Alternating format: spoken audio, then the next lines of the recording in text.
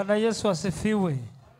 Bwana Yesu asifiwe sana. Amen. Niwasalimu nyote katika jina la Yesu. Amen.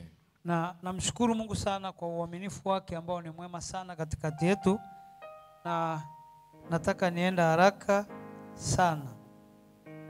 Jina langu naitwa Peter Kaya. Nimeokoka na mpenda Yesu. Haleluya. Jamani, Bwana asifiwe. Kama ni mara yako ya kwanza kuniona, naomba uinue mkono wako juu. Ni wengi sana. Kama nilivyotangulia kusema, na mambo mengi sana ambayo ningeweza kuyazungumza yanayonihusu, lakini leo nataka tu tuzungumze habari hizi ambazo ndizo zimetufanya kuwepo hapa. Bwana asifiwe. Lakini nileta salamu nyingi sana kutoka kwenye familia yangu, mke wangu na watoto wangu. Tulipoachana asubuhi ya leo, kweli wananiambia kwamba niwasalimie. Haleluya. Bwana amenibariki na familia sasa, na kwa kweli Mungu ameniongezeka sana, ameniongezekea sana. Haleluya. Unajua nazungumza hivi kwamba ili nipate utulivu kwenye ibada hii. Bwana asifiwe. Nimejaliwa kuwa na mke mmoja, lakini na watoto 7 na wajukuu nina wajukuu 11 kama na nusu. Haleluya. Mimi sio mtu mdogo, lakini Bwana amenifanya hivi. Haleluya. Lakini mimi sio wa kawaida. Mara nyingi nimejifunza kujikubali hata kama mtu anikubali. Haleluya. Na kwa leo kuna mambo ambayo nataka nikwambie na hauwezi ukayasahau katika maisha yako. Ninaamini hivyo kwamba huwezi ukayasahau, kwa sababu kuna nyakati ninazopitia wakati mwingi, na kwa kweli ni kitu kigumu. Hasa ninaamini watumishi wa Mungu wanajua. Pale unapokuwa umeshajiandaa kwa habari ya kuzungumza mambo fulani ambayo labda ulifikiri na kuyawaza ndio mambo ambayo Mungu anataka, lakini katikati unabadilishiwa. Unapata shida. Sijawa na utulivu mzuri kwenye ibada hii kwa sababu nimebadilishiwa ujumbe. Na ninajua kwamba amezungumza mtumishi wa Mungu alikuwa anaongoza hapa kwamba unapokwenda kanisani jitahidi sana usiende kawaida. Kwamba tamani nikienda kanisani au katika ibada yoyote, utakapotoka uwe na kitu ambacho kimeongezeka katika maisha yako. Hata leo nataka Mungu akupe neema ujue hilo. Mungu asifiwe. Jamani, Bwana asifiwe. Ningeweza kusema kuhusu habari ya maisha yangu na historia yangu, tungeweza kuchukua muda mrefu sana, lakini nataka nizungumze kwa habari ya kile ambacho ndicho ambacho Mungu anakihitaji leo. Bwana asifiwe sana. Bwana asifiwe, mtumishi wa Mungu Mrema. Ninafurahi kukuona hapa. Lakini baba Mungu akubariki sana. Yule mzee amenifurahisha sana yule. Haleluya. Na Mungu akuongezee maisha tu mzee. Haleluya. Tunapopata familia ambayo inampenda Mungu, kwa kweli tunabarikiwa. Hata mimi kule nyumbani kwetu leo kuna jambo ambalo linafanyika kwa mwali wangu ambaye ndiye mwali wangu wa kwanza, ambaye kwa kweli nampenda kwa sababu ya jinsi ambavyo amekaa kwenye maisha haya. Mungu asifiwe. Jamani, haleluya. Lakini niliachana nayo nikasema nije kwa ajili ya utumishi huu. Kama ulivyoambiwa, tumekuwa tunamtumikia Mungu chini ya kimvuli hiki cha maneno haya PGT, ambacho ni mambo ya hapa tu. Sio mambo ambayo sana yana maana kwa mbingu, lakini ni mambo ya wapi? Kwa ajili ya ile ruhusa ya ufanyaji wa huduma hapa PGT Pentecost Gospel. Na mimi ni kiongozi mmoja wapo mdogo sana, kwa sababu mimi ni msaidizi wa katibu mkuu katika hilo kanisa. Bwana asifiwe. Naamini mpaka tunapomaliza inawezekana sana katibu wangu mkuu akawepo hapa, kwa sababu ya taratibu hizi ambazo pia zimetufanya tukawepo hapa leo. Iliwezekana kwamba tungekuwa pamoja hapa, lakini kuna mambo yaliyotokea asubuhi ya leo, kwa hiyo ikabidi abaki kidogo ili kwamba haje baadaye. Haleluya. Ninataka ubarikiwe, lakini nataka Mungu akupe neema. Sikia, siku ile ambayo nilimwamini Yesu, mimi baada ya kuokoka nilikuta maswali katika maisha yangu yananiuliza kwamba nitajueje kama nimeokoka.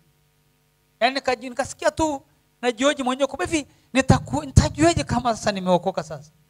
Ambalo ni swali ambalo katika maisha yako unatakiwa na wewe ujiulize, ili uwe na hakika kwamba hicho ulichokiamini, hicho ulichokifuata, hicho ambacho umekikusudia kipo kwenye maisha yako.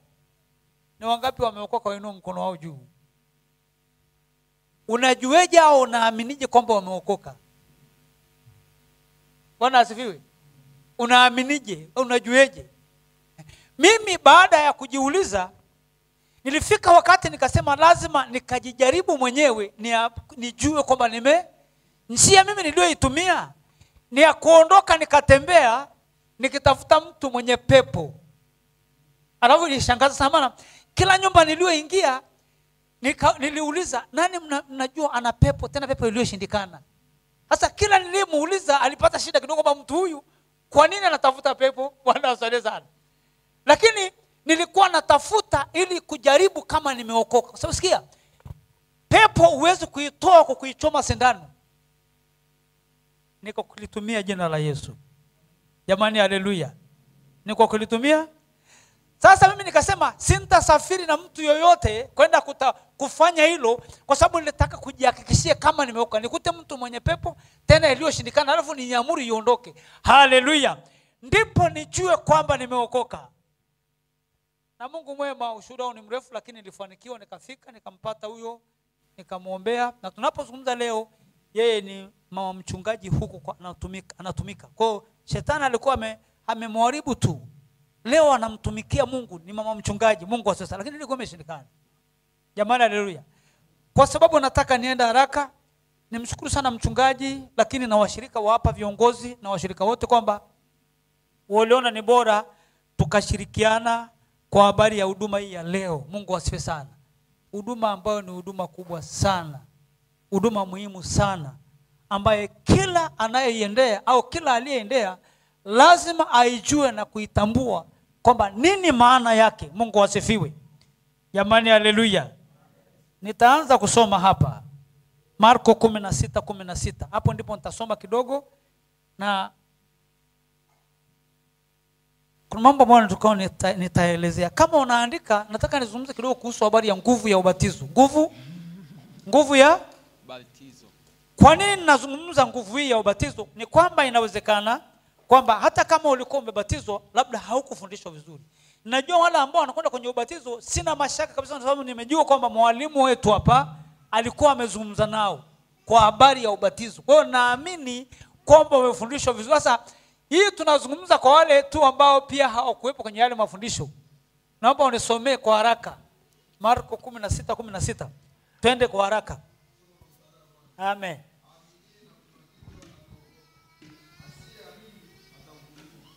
Maneno machache. Aamini na kubatizwa atafanyaje? Ataokoka. Aamini na kubatizwa atafanyaje? Ataokoka. Asiyeamini na kubatizwa maana yake atahukumiwa au hajaokoka.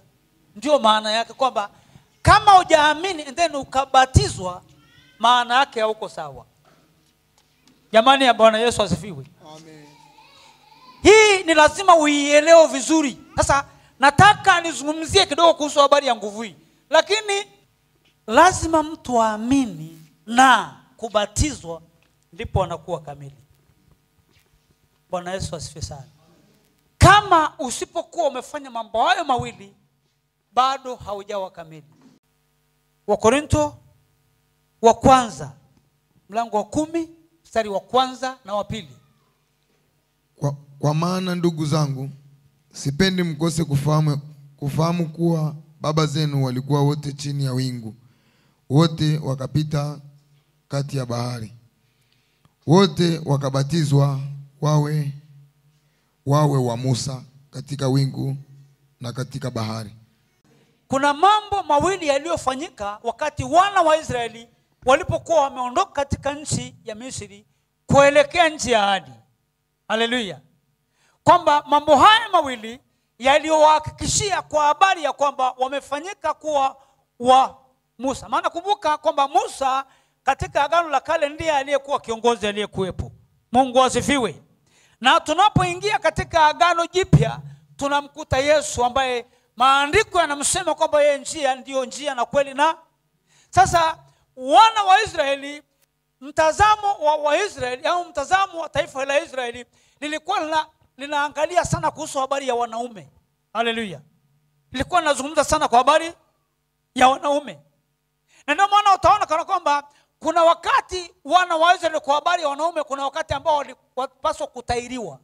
Wale ambao walikuwa hawajatahiriwa walipaswa kufanyaje?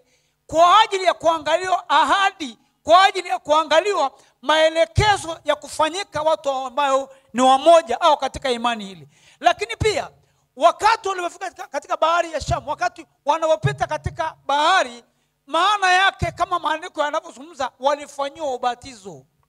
Ubatizo una nguvu, na ndio maana ukija katika agano jipya, Biblia inasema Yesu Kristo ni njia na ukweli na uzima. Nini maana yake?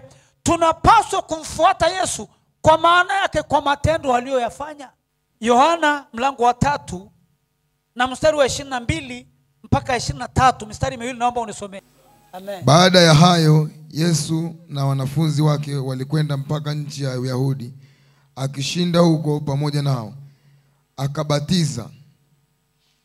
Yohana naye alikuwa akibatiza huko Ainoni, karibu na Salimu, kwa sababu huko kulikuwa na maji tele, na watu wakamwendea wakabatizwa. Bwana asifiwe. Amen. Tunaona kuhusu habari ya jambo hili, kumbe hata Yesu mwenyewe alilifanya. Bwana asifiwe sana. Amen. Na kama Yesu alilifanya, kumbuka Yesu analifanya baada ya kufanyiwa. Kusingekuwa na sababu yoyote ya Yesu kubatizwa, kwa sababu Yesu ni Mungu, si ndio? Na kama ni Mungu, maana yake kwa nini abatizwe? Ni kwa sababu maandiko yalishoeleza kwamba yeye ndiye njia na ukweli na uzima.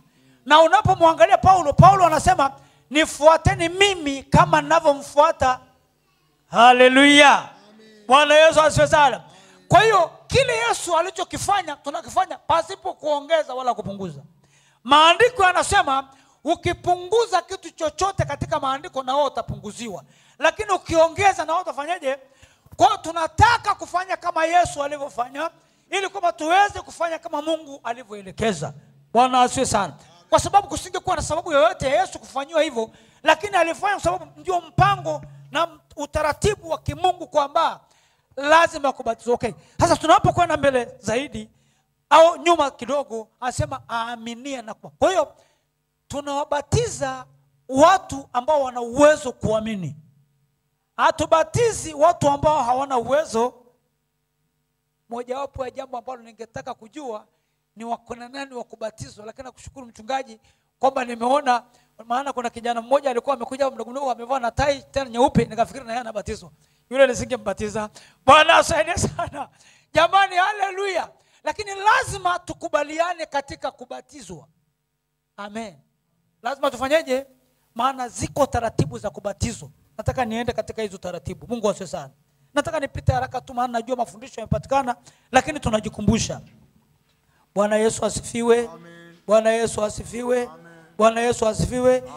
Yohana 3:16-17. Kwa maana jinsi hii Mungu aliupenda ulimwengu hata akamtoa mwanae pekee, ili kila amwamini asipotee bali awe na uzima wa milele. Maana Mungu akumtuma mwana ulimwenguni ili auhukumu ulimwengu, bali ulimwengu uokolewe katika yeye. Bwana asifiwe sana. Kwa maana jinsi Mungu aliupenda hata akamtoa mwanae pekee, ili kila mtu afanyeje? Amwamini asifanyeje? Sasa tulisoma pale mwanzo, Mungu asifiwe, kwamba mtu anaamini na kubatizwa ndipo anakuwa kamili.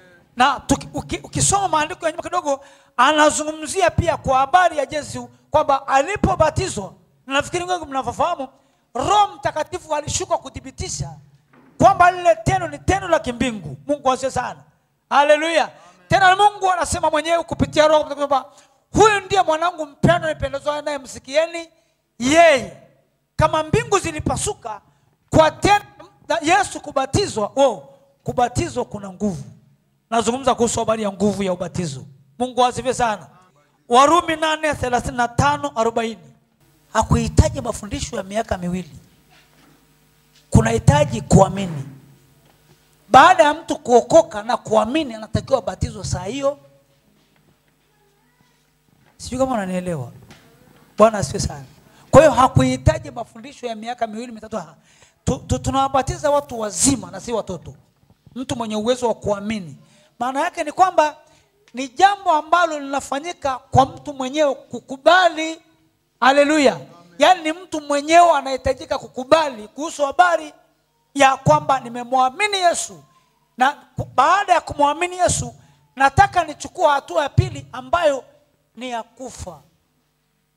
Nakwenda kwenye eneo nyeti sana hilo ambalo sasa nitaingia kwa ujumla wa kanisa, kwa sababu inawezekana kuna watu wengine waliobatizwa wameoshwa, sio waliobatizwa.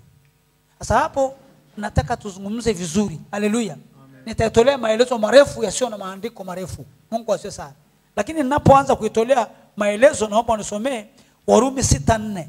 Warumi 6:4. Naomba ngoja nikusogelee. Haleluya. Ili tuzungumze sawa sawa hapo. Hapo nitazungumza kirefu vizuri ili uelewe. Na hii inawahusu watu wote wale wanaobatizwa leo na ambao walishabatizwa. Naomba nisomee. Naomba nisomee. Warumi 6:4. Basi kwa hiyo twende polepole msomaji wangu, tunahubiri pamoja leo.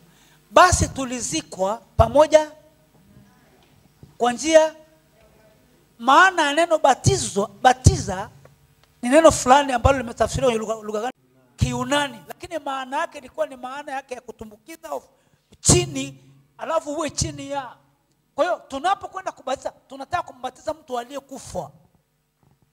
Hapo nataka nizungumze, maana kuna watu ambao wamebatizwa lakini wakabatizwa kama kuoga, hawajui maana ya kubatizwa. Haiwezekani, asante mwalimu, naweza tu kukaa. Haiwezekani kwenda kumzika mtu ambaye hajafa. Haleluya.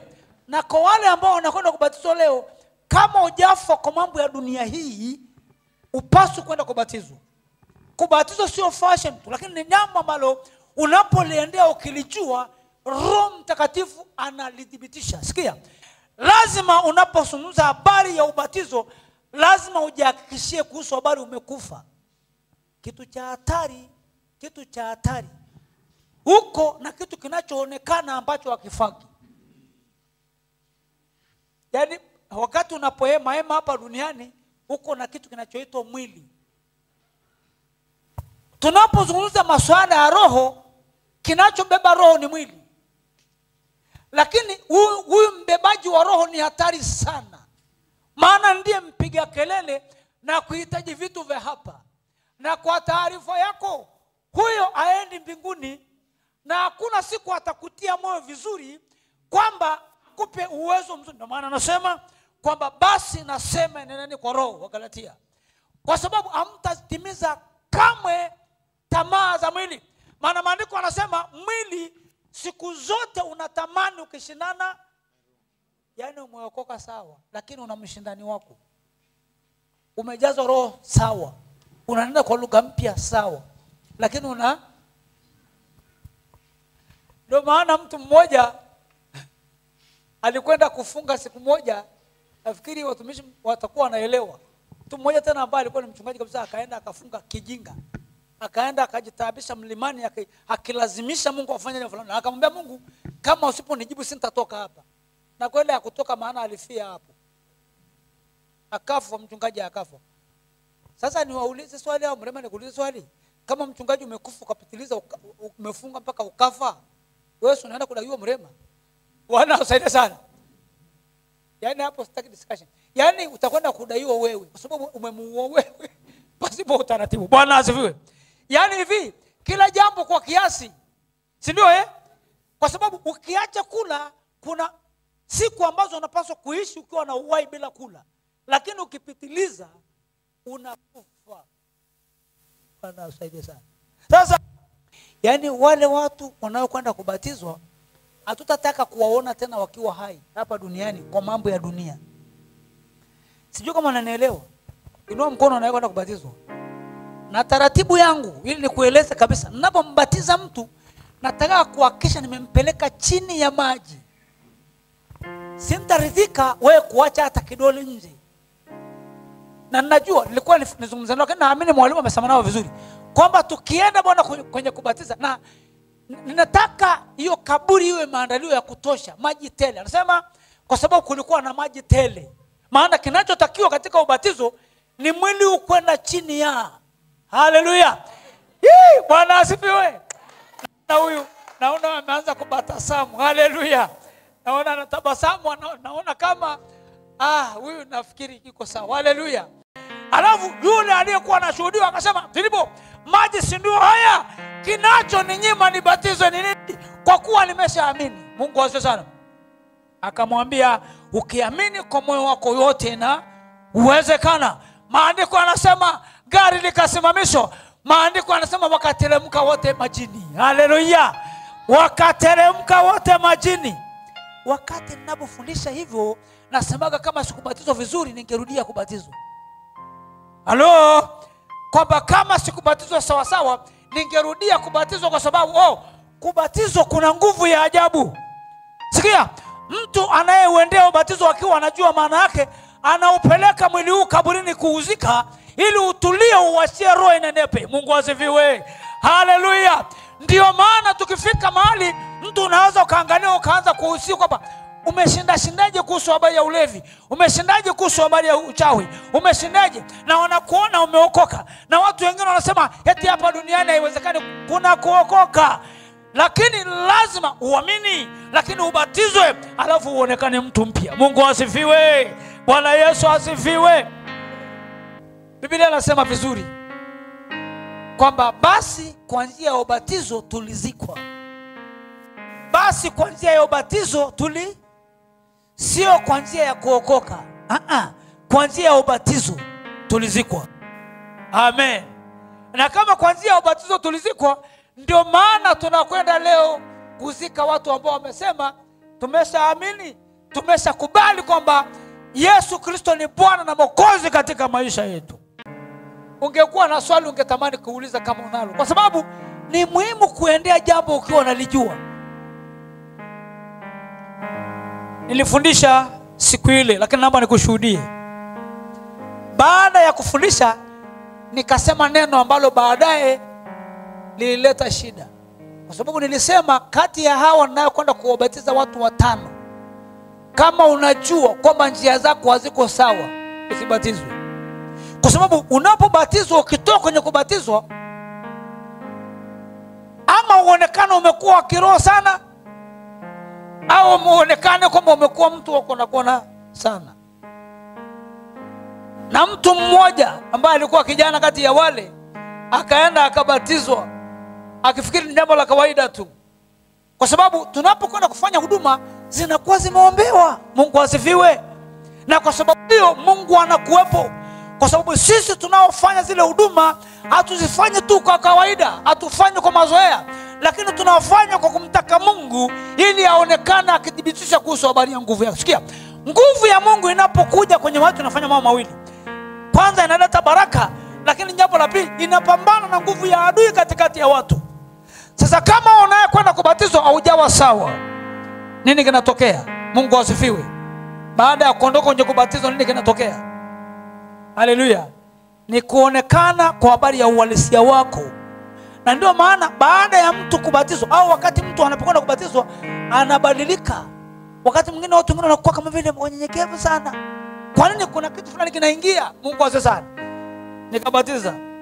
Nilipomaliza kubatiza, kuanzia siku ile tulipombatiza kijana mmoja katika ubatizo ule ambapo hakuwa sawa, mpaka tunapozungumza hakuweza tena kukanyaga kanisani, lakini pia hakuweza kukaa tena nyumbani kwao. Amevamiwa na maroho.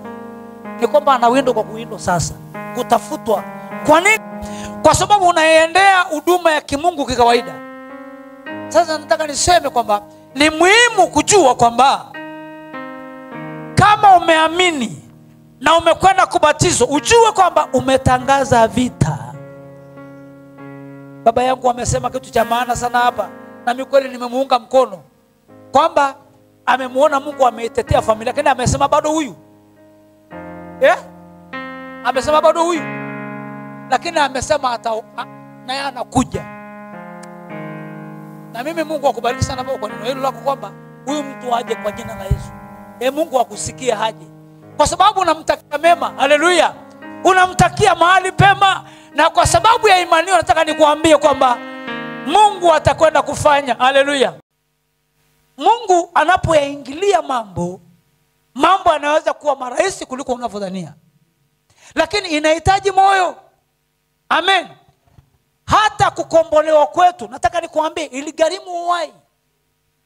Sikiliza, Yesu katika taratibu za kwenda kufa msalabani, kulikuwa na hatua ambazo zingine zilimpa chance ya kutoroka, lakini alijikabidhi kwa wale waliomtafuta ili afe, maana alijua asipokufa usingeokolewa. Bwana asifiwe. Unakumbuka alipofuata kwenye bustani, alipojitambulisha tu, maaskari walianguka. Ni mpaka alipowaambia, inukeni mnifanye mlilolijia. Maana yake alijikabidhi. Kama asingefanya hivyo, maana yake angeweza kuacha wamelala aishie zake. Haleluya. Lakini kumbuka, yuko mtumishi mmoja katikati ya watumishi wake, alimshambulia mmoja wapo, akakatia sikio hapo chini. Nataka hao waseme, nani alikataka mtumishi wa nani sikio? Ni Petro. Haleluya. Petro. Nakumbuka tayari alikuwa ameshaonyesha panga yeye. Akamwambia Yesu asikugawie. Yesu akamwambia rudisha huko, maana vita vyetu sio vya juu ya damu na nyama. Lakini kumbe jamaa alifichaga tu akaja nalo. Wako na Yesu, kumbe ana kisu yake. Walipojitokeza akashusha sikio hapo chini. Alafu kitu cha ajabu, Yesu anaokota sikio, analirudishia mahali pake, alafu anasema, hivi nikuulize swali. Hata kama wewe ni ndugu yangu umeenda kwa mtu, unataka kumpiga au kumuua, ghafla kidole chako kikakatwa, alafu akaokota akakirudishia, alafu akamwambia umshika huyo mtu tena? Kilikuwepo nguvu ya ajabu, kulikuwa na siri hapo.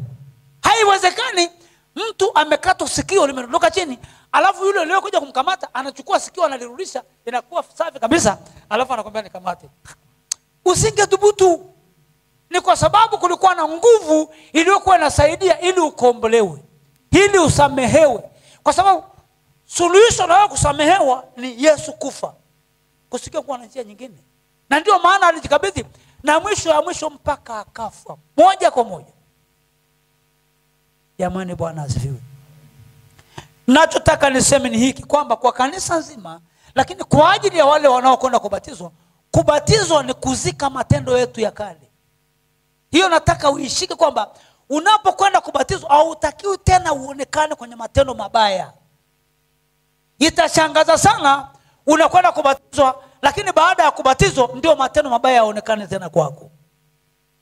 Maana anasema kwa njia ya ubatizo tulizikwa. Ngoja nikuulize kitu fulani. Wangapi walishawaonaga watu ambao wamezikwa, alafu wakaona wanatembea tena huko duniani huko hivi? Achilia mbali na yeye miujiza sijui hiyo wanayosema sijui misukule na nini na nini. Na mimi nilisema kama mtu ni bingwa wa kufufua msukule, aje anifukulie watu nao wajua hapa kwetu. Utanileteaje msukule nisiyemjua? Mtu anasema anatoa misukule, njoo nikuonyeshe mtu aliyekufa ili unifufulie. Mimi sijaonaga mtu aliyekufa akaonekana tena anatembea mpaka umri huu. Sijui kama umeonaga. Mbona watu wanaombea watu wanafufuka? Hujaonaga? Mzee Kambele hata hujaona hata mmoja kule. Kwa nini sasa? Maana unasikia kuna watu wanafufua watu msikule. Mama mmoja pale kwetu, mwalimu mmoja wa shule aligongwa na gari akafa. Wakaja watu waliomdanganya mama, mume wako amechukuliwa tu, kwa hiyo sisi tuna uwezo kuomba arudi. Tukamwambia ile mama, pesa zinaisha na wala hawezi rudi. Mwaka huo sasa ni mwaka wa 18, hajarudi bado mpaka leo. Lakini pesa alitoa kwamba watafanya ibada arudi. Eti ameweka kule mtoni, sijui kuna siku anakuja, sijui ameonekana wapi. Sasa ngoja nikwambie, ni kitu cha kushangaza, na utakimbiza watu kama umeenda kuzikwa alafu uonekane tena duniani. Hiyo tunaelewana? Eti mtu ameokoka alafu anasema nimekufa mkanizike. Alafu tunampeleka kule kaburini kwa maji, tunamzika. Alafu akifuka anaonekana tena mitaani. Utashangaza, watu watakukimbia. Na ndio maana Biblia inaonya kwa habari ya kuishindania imani tuliyokabidhiwa mara hii. Maana ukivuruga hiyo imani uweze kuipata nyingine. Bwana Yesu asifiwe. Nataka niwatakie baraka za Mungu sana wale wanaokwenda kubatizwa, lakini wale ambao walisha kubatizwa, kwamba Mungu awape neema kuijua nguvu ya ubatizo. Amen. Kuijua nguvu ya ubatizo, kwamba kwenye kubatizwa kuna nguvu na kuna siri, kwamba pale ndipo tulipoyaacha matendo. Na wewe unaye uweza utaratibu wa maisha haya ya kuokoka, siri yako ilikuwa pale ulipokwenda kubatizwa ukafufuliwa mtu mpya. Ndio maana dhambi unaiona tu kawaida. Ndio maana wanasema vijana hawawezi kuokoka, lakini kuna vijana waliookoka. Wanasema eti vijana hawataweza. Wako walioweza. Wale waliopeana maisha yao kwa Mungu sawasawa na kuyazika kwa kubatizwa wanaweza. Na wanaweza kutumikia Mungu. Wanaweza kuishi maisha matakatifu. Lakini wamama kwa vijana wako wenye uwezo unifanye kama upenda sema Bwana Mungu, Bwana Mungu, ninakuja kwako, unifanye kama upenda sema